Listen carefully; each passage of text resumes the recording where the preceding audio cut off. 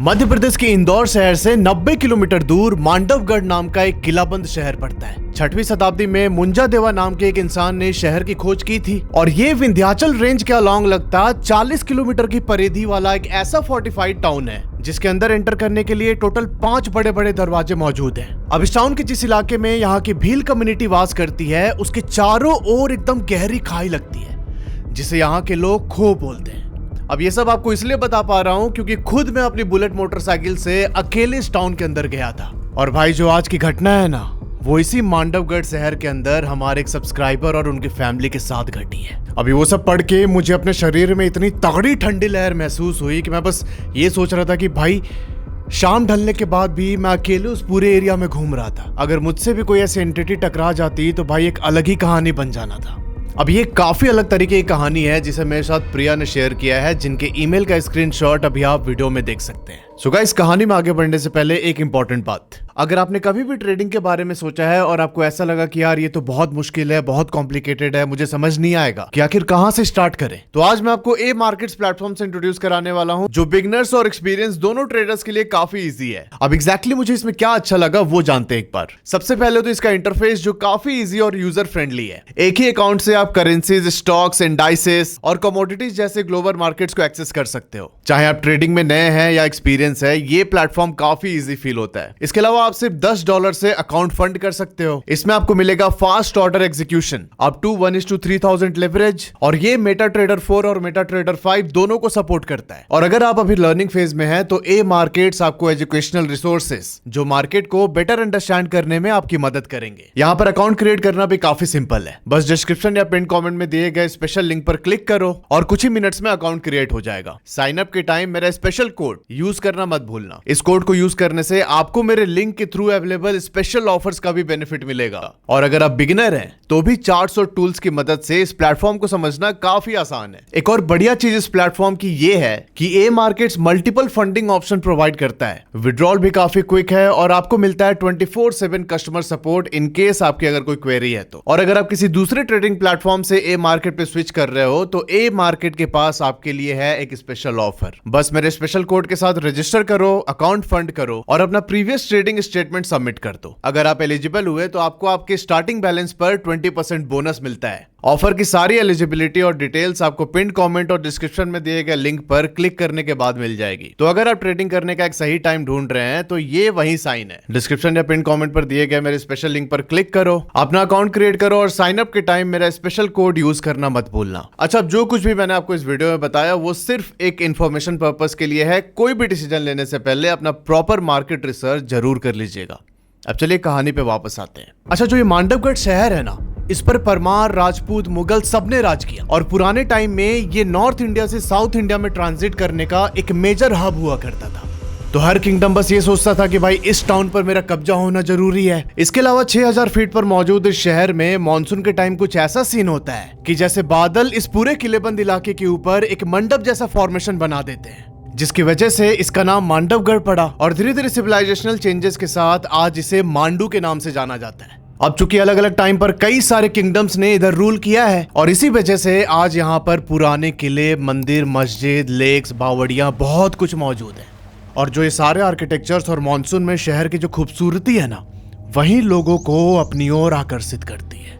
इन सबसे रिलेटेड बहुत इंटरेस्टिंग बात मैं आपको आगे वीडियो में बताऊंगा, पर फिलहाल प्रिया की स्टोरी के टाइमलाइन पे वापस आते हैं। प्रिया लिखती है कि इनका घर इंदौर में पड़ता है और जिस टाइम की ये घटना है ना, उस टाइम प्रिया स्कूल में पढ़ती थी। अब एक दफा अगस्त के महीने में प्रिया के फैमिली मेंबर्स ने प्लान बनाया कि भाई चलो मांडू घूम के आते हैं, क्योंकि अभी मॉनसून चल रहा है और इस समय उसकी खूबसूरती अपने चरम पर होगी। अब इस मांडू ट्रिप पर जाने वाली थी प्रिया, प्रिया की मम्मी, उनकी मौसा जी, मौसी की एक 2 साल की बेटी गौरी और इनके बड़े मामा जिनका नाम है महेश। अब इसके अलावा इनकी मौसी और मम्मी के साथ काम करने वाले उनके 4 कलीग्स भी साथ जा रहे थे, जिनके नाम है उमा, नेहा, कल्पना और आनंद। अब ये सारे लोग 2 कार में बैठ के इंदौर से मांडू के लिए निकलते हैं। करीब 2.5 घंटे की यात्रा करने के बाद फाइनली ये लोग मांडू शहर पहुंचे और फिर मांडू में रूपमती महल, जामा मस्जिद ये सब कवर करते करते इनको दोपहर हो जाता है। और इन्होंने सोचा कि भाई अब जो दोपहर में हमें लंच करना है ना, वो हम जहाज महल में जाके करेंगे।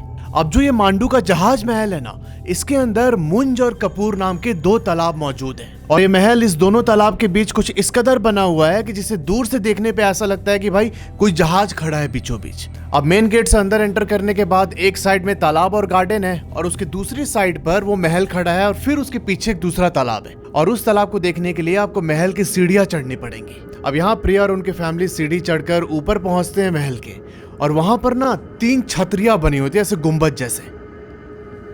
और इन्होंने सोचा कि भाई इसी एक छतरी के नीचे बैठ के हम जो घर से अपना सामान लेके आए हैं खाने पीने का, वो हम लोग खाएंगे, मस्त तालाब का व्यू लेंगे और अपना खाना एंजॉय करेंगे।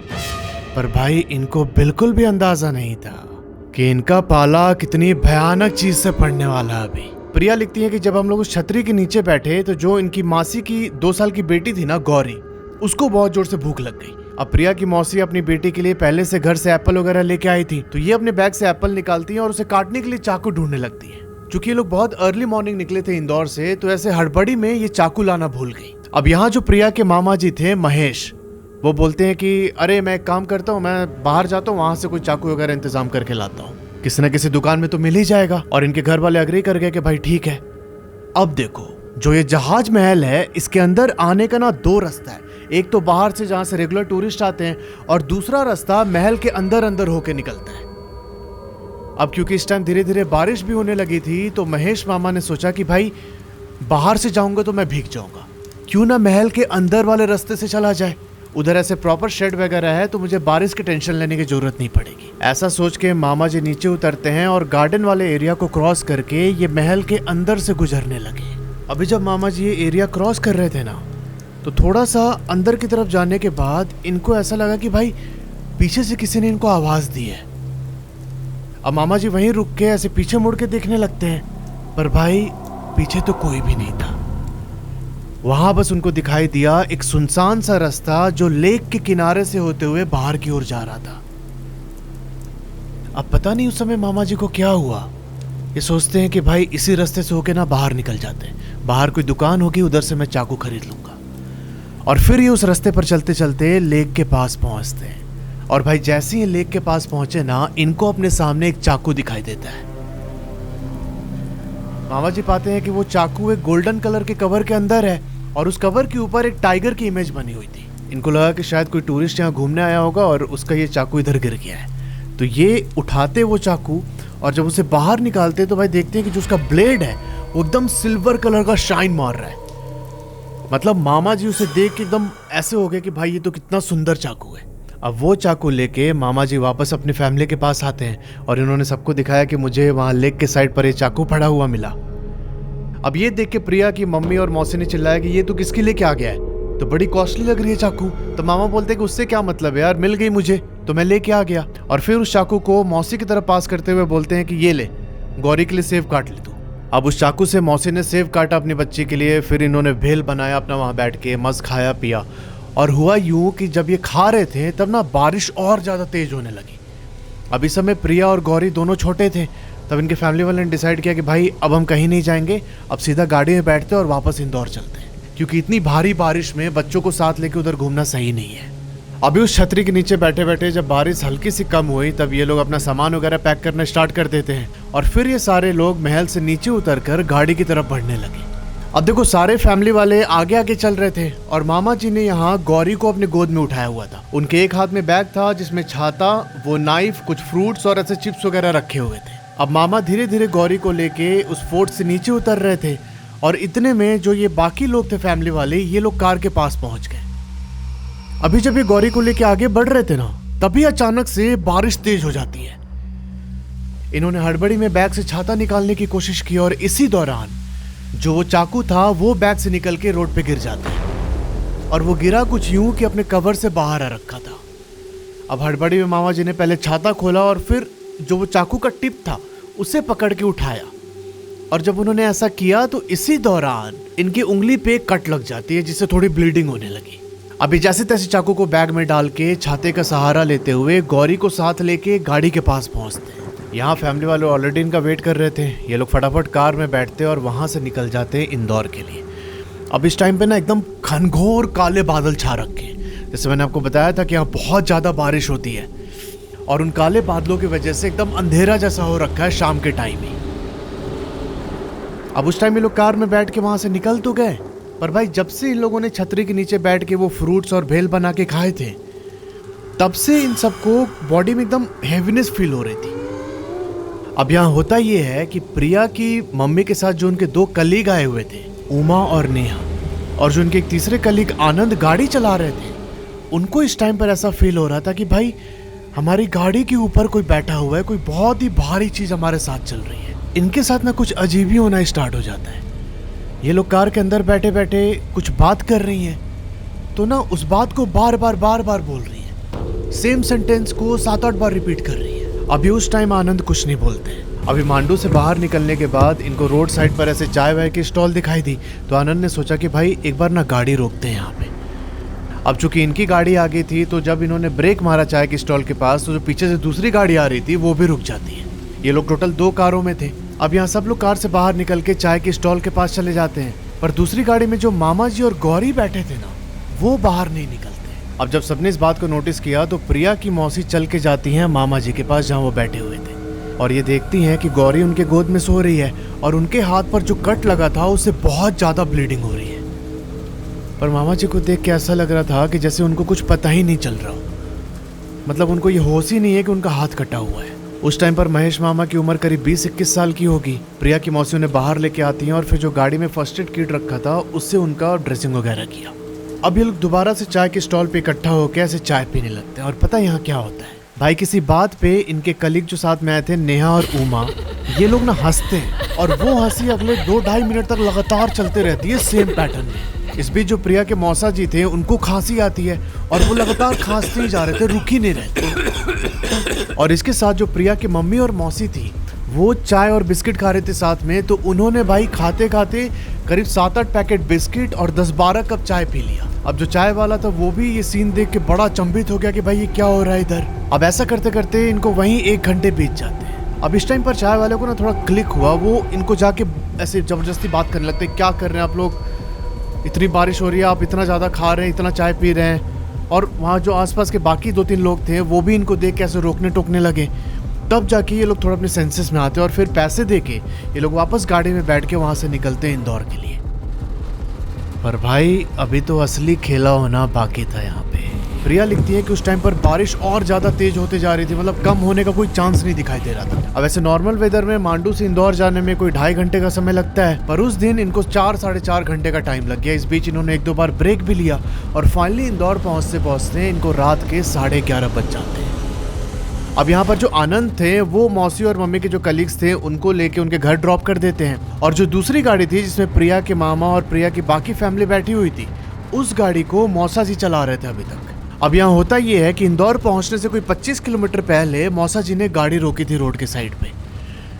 ये मामा को बोलते हैं कि मुझे ना थोड़ी नींद आ रही है, तुम गाड़ी चला लो। मामा बोलते हैं ठीक है, और अभी लास्ट का 25 किलोमीटर मामा जी ड्राइवर सीट पर बैठे थे।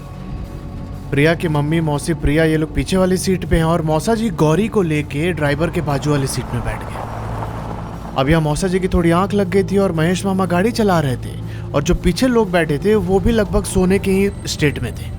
अब इंदौर पहुंचने से 7-8 किलोमीटर पहले ही अचानक से ना मौसा जी की आंख खुलती है और इनकी नजर पड़ती है ड्राइवर सीट पर बैठे मामा जी के ऊपर। और फिर जो मौसा जी थे ये नोटिस करते हैं कि महेश मामा ना गाड़ी चलाते चलाते ऐसे थोड़ी थोड़ी स्माइल कर रहे हैं, और वो ना एकदम धीमी धीमी आवाज में किसी से बात कर रहे थे। ये बिना कोई मूवमेंट किए अगले 15-20 सेकंड तक महेश मामा को नोटिस करते हैं, पर इन्होंने कुछ टोका नहीं। कुछ टाइम के बाद ये लोग घर पहुंच गए और कार को पार्किंग में लगा के सब अपने अपने कमरे में सोने चले जाते हैं। अब इस टाइम रात के करीब 1:30 बज चुके थे और यहाँ घर पर पहले से ही प्रिया के नाना जी और नानी मौजूद थे। अब देखो, प्रिया के जो नानी का घर था ना, इसमें आगे की साइड पर 2 रूम बने हुए हैं, उसके बाहर ऐसे पूरा गार्डन वाला एरिया जहाँ पर पेड़ वेड़ लगा हुआ है, और उसी बीच में टॉयलेट आता है। तो भाई जिसको भी टॉयलेट जाना है वो पहले घर से बाहर निकल के गार्डन वाले एरिया में जाएगा, फिर टॉयलेट के अंदर एंटर करेगा। अब ये हो गया घर का फ्रंट पोर्शन। घर का जो बैक पोर्शन था उसमें 3 कमरे बने हुए हैं, और जो लास्ट के 2 कमरे थे वो किराए पर चढ़े। अच्छा, बैक साइड वाले 2 कमरे किराए पर चढ़ गए, और उसमें से जो एक कमरा बचा था उसमें मामा जी रहते थे। ठीक है, जो अभी गाड़ी चला के यहाँ घर तक आए। इसके अलावा एक कमरे में प्रिया की मौसी, मौसा जी और गौरी सो रहे थे, और जो तीसरा कमरा था उसमें प्रिया, उनकी मम्मी, नाना जी और नानी थे। अब ये सब लोग ऑलरेडी बहुत ज़्यादा थके हुए थे, तो बेड पे पड़ते ही सबको नींद आ जाती है। अब इस दौरान होता क्या है कि रात के करीब 3 बजे के आसपास प्रिया की नानी जी को प्यास लगती है। भाई ये उठती हैं पानी पीने के लिए, और तभी ना इनको ऐसे आवाज़ आती है कि भाई कोई लड़का और लड़की आपस में बात कर रहे हैं। अब ये बड़ी अचंभित हुई कि भाई इस टाइम पर कौन बात कर रहा है, तो ये उस आवाज़ को फॉलो करते करते जो बैक साइड के 3 कमरे थे उधर की ओर जाने लगी। और फिर जब ये मामा जी के कमरे को क्रॉस कर रही थी तब इन्होंने नोटिस किया कि भाई ये आवाज तो महेश के कमरे से आ रही है। अब जो ये महेश मामा थे ना, इनके घर का नाम है गुड्डू। अब नानी चल के उनके कमरे के दरवाजे के एकदम करीब पहुंचती हैं और ऐसे ध्यान से थोड़ा सुनने लगती हैं कि भाई ये लोग क्या बात कर रहे हैं। और भाई ये पाती है कि पहले महेश कुछ बोल रहा है और फिर उधर से किसी लड़की की आवाज आ रही है। वहां खड़े रहकर करीब 10-15 सेकंड ये सब सुनने के बाद नानी ऐसे आवाज लगाती है कि गुड्डू, और तभी कमरे के अंदर से आवाज आती है कि जा यहां से, मैं सो रही हूं ना। और ये किसी लड़की की आवाज थी। अब नानी को ये लगता है कि महेश मामा यहाँ पे इनसे मजाक कर रहे हैं। ये बोलती हैं कि अच्छा ठीक है, मैं तुझे कल सुबह देखती हूँ। और ये लाइन बोल के नानी वापस अपने कमरे में आ गई। अगली सुबह सब लोग सो के उठते हैं, चाय वाय पीने के लिए बैठे एक साथ। और इस टाइम पर जो गौरी और महेश मामा थे, इनको बहुत तेज फीवर आ रखा है। अब यहाँ हालत इतनी गंभीर थी कि मौसा जी और मौसी यहाँ मामा और गौरी को लेके पहुंचते हैं डॉक्टर के पास। तो डॉक्टर ने गौरी को देख के बोला कि इसको तो एडमिट करना पड़ेगा, और जो मामा जी थे उनको पानी की ड्रिप चढ़ा के वापस घर भेज दिया। अभी देखो, जो प्रिया की नानी जी का घर है, यहाँ पे कौन कौन है?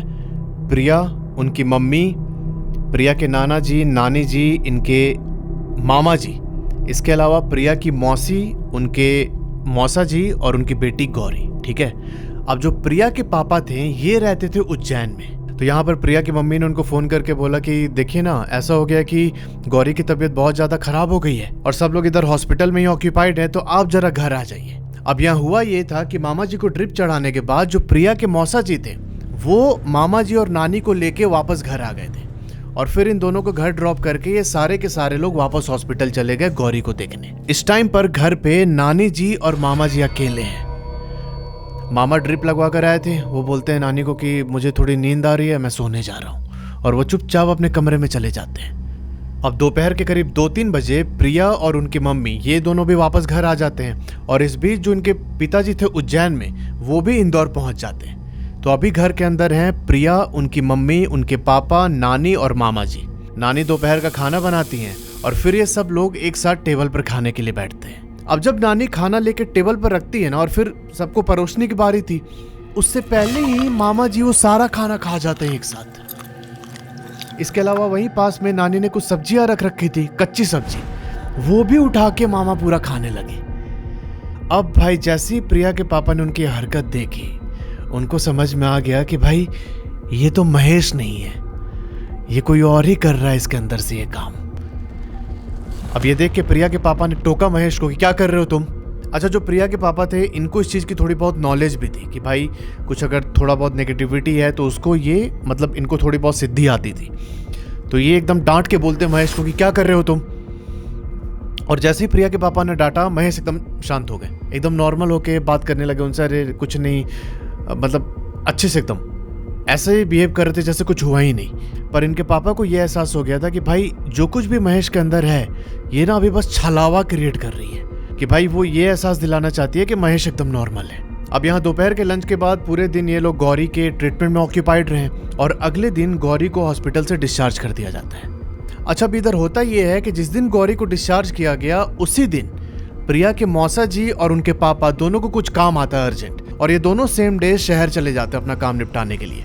और सेम उसी शाम को प्रिया के नाना जी और नानी, इन दोनों को भी किसी फंक्शन में जाना था। पर यहाँ प्रिया के पापा नानी को बोल के जाते हैं कि घर से जाने से पहले आप ना मामा जी की लाल मिर्च से नजर उतार दीजिएगा और उनके बेड के पास एक चाकू रख दीजिएगा। नानी ठीक ऐसे ही करती हैं। रात को फंक्शन में जाने से पहले इन्होंने वो नजर उतारी, चाकू रखा साइड में, और जो मामा जी का रूम था उसको आगे से ऐसे कुंडी लगा दिया। ये प्रिया की मौसी और मम्मी को बोल के जाती हैं कि हम लोग 3-4 घंटे में आ जाएंगे, तुम लोग इसका ध्यान रखना।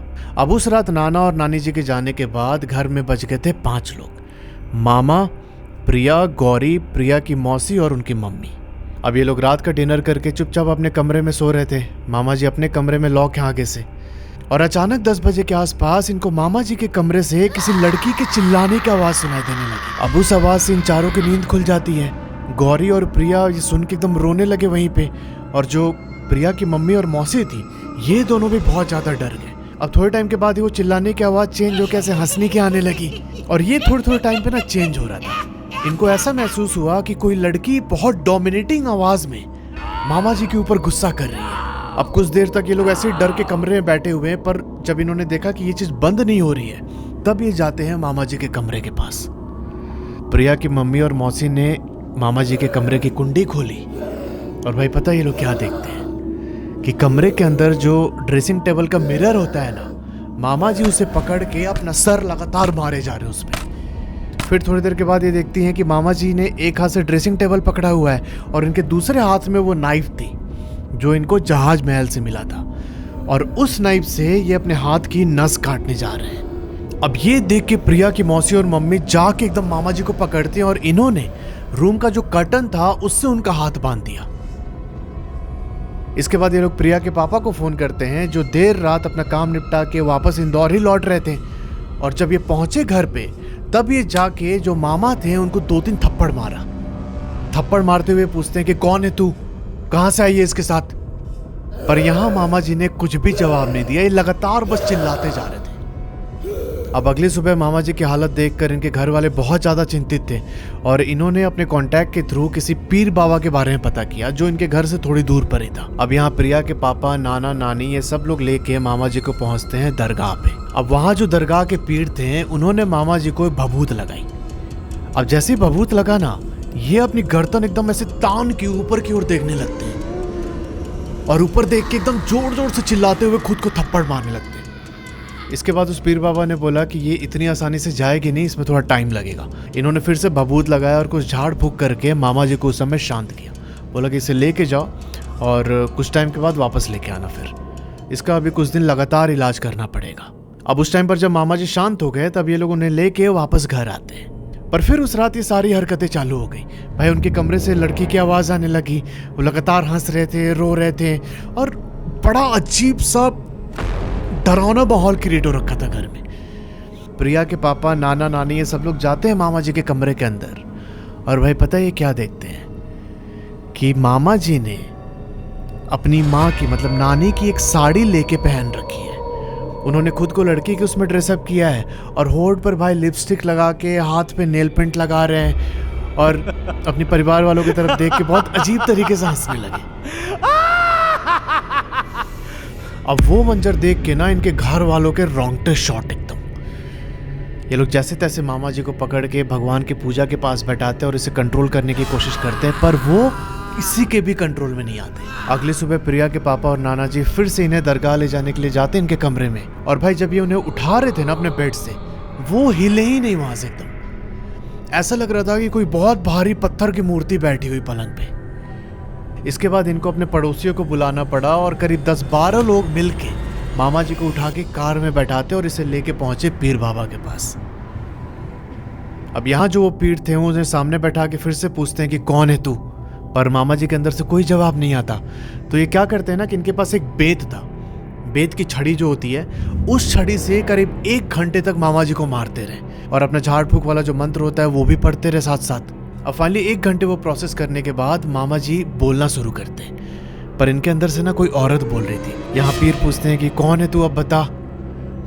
तब वो बोलती है अंदर से कि मैं चंद्रिका हूँ। फिर उसने बोला कि ये लड़का मुझे बहुत पसंद आ गया है और मैं ना इससे शादी करना चाहती हूँ, इसको मैं पति बनाऊंगी अपना। फिर उस पीर बाबा ने पूछा कि आखिर तू आई कहाँ से, और भाई इसके बाद एक ऐसी मिस्ट्री सामने आई ना, इनको पता चलता है कि जो वो चाकू था उससे इस लड़की का मर्डर हुआ है। उसके हस्बैंड ने इसे मार के उसकी लाश उधर फेंक दी। अब ये पूरी घटना 1995 के अराउंड की। उस टाइम पर इतने ज्यादा गार्ड्स और इतना टूरिस्ट का फ्लक्स होता नहीं था कि भाई सबको पता हो कि हर कोने में फोर्ट के क्या हो रहा है। और जब नाइफ से प्रिया के मामा जी को कट लगा, उसके बाद से ही उस औरत की आत्मा मामा जी के साथ आ गई है। इसके बाद उन्होंने उस आत्मा की शांति के लिए पूजा करवाया, और फिर लगातार 3 दिन तक, जैसा पीर ने बोला था कि मेरे पास लेके आना, तो 3 दिन तक इन्होंने मामा जी को ले जाके हाजिरी लगवाई। अब लास्ट डे जब उस आत्मा को मामा जी के शरीर से मुक्त करना था, तब उस आत्मा ने शरीर छोड़ने से मना कर दिया। अब बहुत देर तक झाड़ फूक करने के बाद जैसे तैसे उस आत्मा को मामा जी के शरीर से अलग किया गया और फिर उस पीर बाबा ने आत्मा को ना, उनके पास एक मटकी थी, उस मटकी में बंद कर दिया। इन्होंने वो नाइफ मंगवाई और उससे भी डिस्ट्रॉय किया गया उस जगह पे। और फिर मामा के लिए उन्होंने एक ताबीज बना के दी जो आज भी उनके गले में। उस पीर बाबा ने ये भी सख्त हिदायत दी कि आज के बाद कभी भी मामा जी को उस जहाज महल के आसपास नहीं जाना है, और साथ ही शाम ढलने के बाद किसी लेक के साइड पे भी इनको अकेले नहीं जाना है। अब ये सब होने के बाद मामा जी को फैमिली वाले वापस घर लेके आए और उसके बाद से ही मामा जी सुरक्षित हैं। तो यार ये थी पूरी स्टोरी। अगर आपको मांडवगढ़ या मांडू के बारे में और भी कुछ हिस्ट्री जानना है, यहाँ के ट्राइब्स कैसे रहते हैं, यहाँ का क्या कल्चर रहा है, कितने लोगों ने कब कब आक्रमण किया, यहाँ पर सीक्रेट क्या है रानी रूपमती महल का, बहुत सारी चीज़ों के बारे में, तो उसकी मैंने एक डॉक्यूमेंट्री बना रखी है अपने ट्रैवल चैनल में, जिसका लिंक आपको कमेंट सेक्शन या फिर डिस्क्रिप्शन में मिल जाएगा, तो आप लोग वहाँ जाके देख सकते हैं। और अगर आपके जानने पे ऐसी कोई हॉरर घटना हुई है तो एकदम डिटेल में उस स्टोरी को आप ईमेल पे शेयर कर सकते हैं। मिलते हैं आपसे अगले वीडियो में, तब तक के लिए अपना ध्यान रखो और हर हर महादेव।